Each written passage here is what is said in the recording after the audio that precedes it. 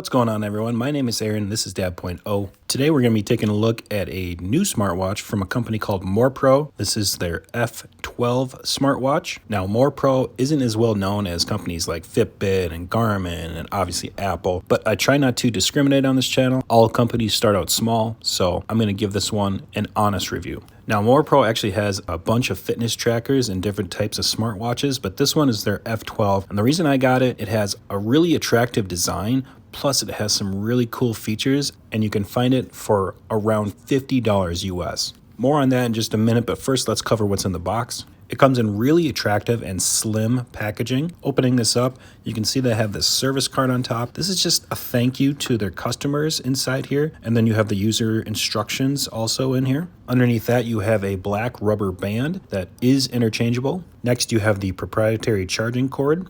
And last, you have the MorePro F12 Smartwatch.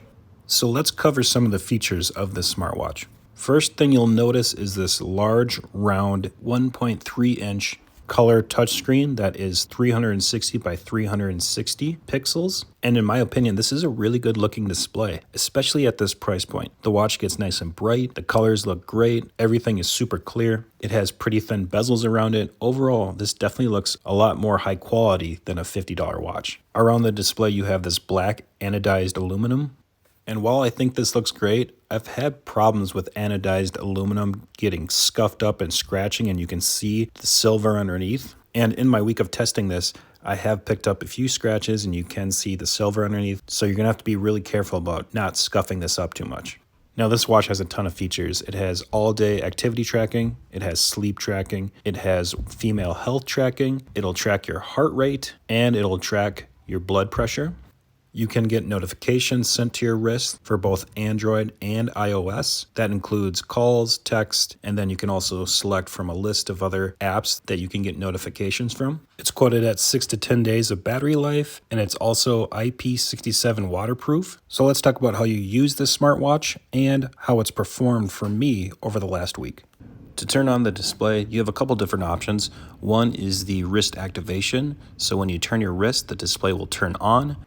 This does seem to work every single time. However, it's not quite as fast as sensing as, say, my Apple Watch is. Apple Watch, the moment I turn my wrist, it's on. This one takes maybe about an extra second. You can also tap the display to turn it on, or you can press the mechanical button on the side of it.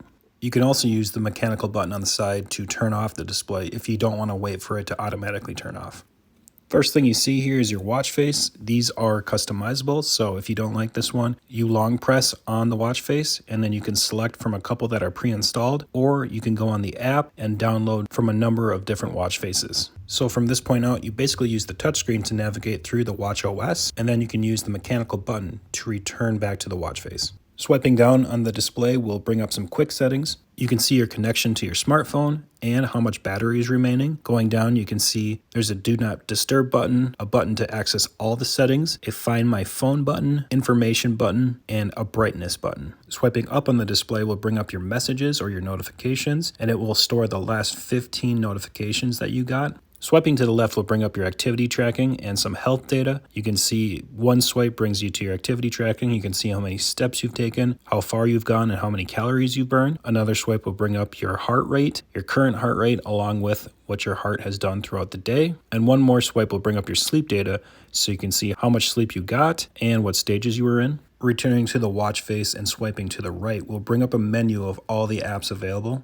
The first app is called Data, and again, this is just your activity tracking. The next app is called Sports, and this is where you can actually select an activity to track. So you click on that, and then you can select between walking, running, hiking, cycling, elliptical, and yoga. The next app is HR, which is your heart rate. Again, this will show you your current heart rate and what your heart has done throughout the day. The next app is Sleep, and just like on the summary page, you can see how long you slept the previous night and what stages you were in. The next app is BP, which stands for blood pressure, so you can take your blood pressure on demand or have the watch just take it periodically throughout the day. The next app is called Music, and this gives you music playback controls for your smartphone. You can't store music on this smartwatch, but you can control the music on your phone. Moving down the list, you have some pretty self-explanatory ones like weather. We'll show you the weather, obviously. Stopwatch, messages. Message is just the notifications that I showed you earlier. You have Find My Phone, so you can click this and it will make your phone vibrate so that you can find it. And then you have the Settings app.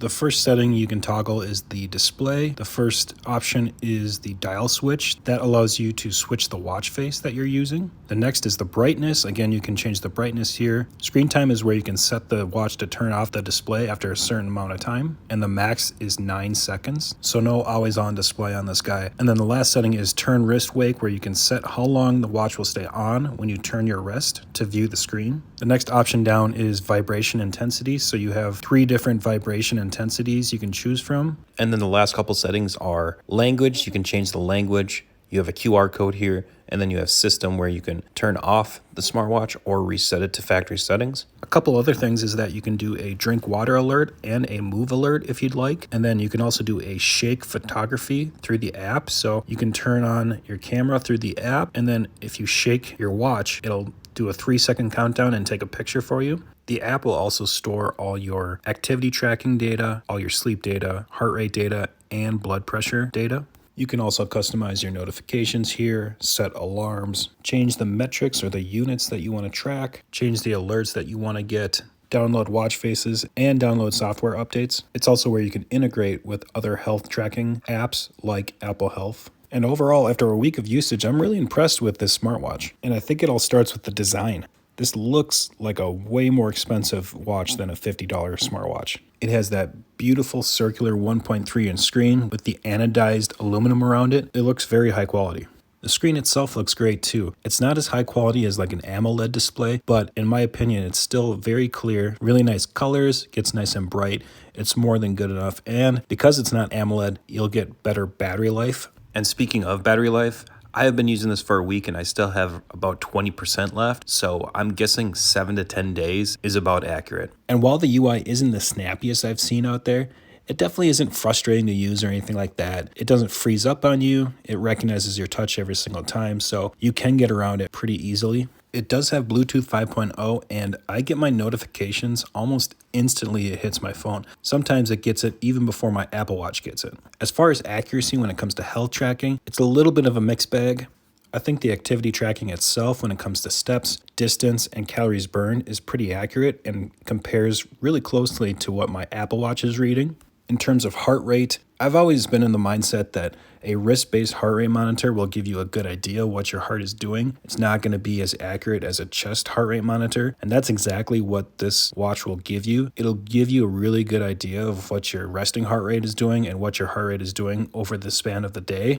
But don't expect this to track every single beat perfectly. As far as tracking blood pressure with a smartwatch, I'm just not 100% sure how you can do that accurately with a smartwatch. I know that the readings that it's telling me is considerably lower than what I get when I go to the doctor's office. So I would just highly caution about taking these readings as medical grade and basing your diet or your life on these blood pressure readings. Again, I see what they're doing here. They're trying to give you a good idea of your overall health, your blood pressure, your heart rate, but it shouldn't be a substitute for actually going to the doctor and getting accurate readings. But overall, for all the features you get and this great looking design for $50, I highly recommend this smartwatch. It's one of my favorite budget smartwatches that I've ever reviewed, and I think it's more than worth the price. So if you're interested in it, I'll put a link in the description below, so check it out there. If you like this video, press that like button. I really appreciate it, guys. If you have any other questions, leave them in the comments below. I'll get to them. Thanks again, guys. I'll catch you on the next video.